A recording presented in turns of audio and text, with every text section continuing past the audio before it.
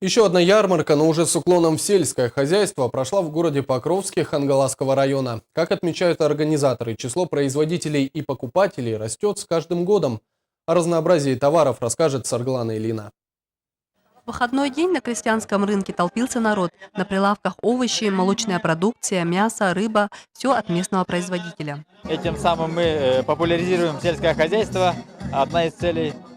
Также помогаем нашим сельхозтоваропроизводителям сбыть свою продукцию, помогаем городским жителям приобрести натуральную местную продукцию. Но вообще стоит сказать, что в последние годы Хангаласский улус сильно потянулся по сельскому хозяйству.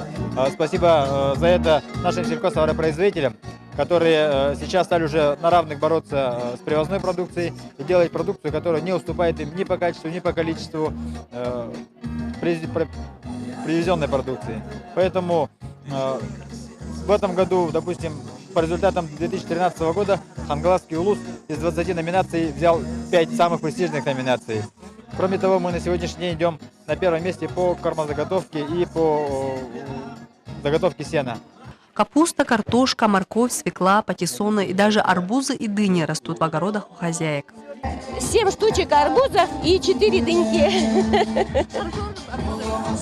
Да, но лучше, когда они в теплице растут.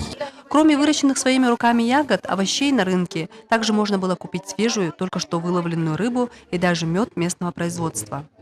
Этот мед полезен для сердечников, от респираторных заболеваний. Как средство можно его применять. Утром натощак ложку меда положил в рот, все. И все болезни уйдут. По какой цене продаете? Мы в настоящее время продаем по 1500 за килограмм. Мы привезли 20 килограммов, и все уже вот меньше за час распродали. Ярмарка открыла празднование Дня города. Отличившиеся хозяйства наградили памятными призами и грамотами. Жители города с удовольствием приобретали сельхозпродукцию по приемлемым ценам. Купила сливки, и творог купила, и масло местное купила с удовольствием. Цена, кстати, очень даже устроила. Ярмарка сельскохозяйственной продукции проводится ежегодно.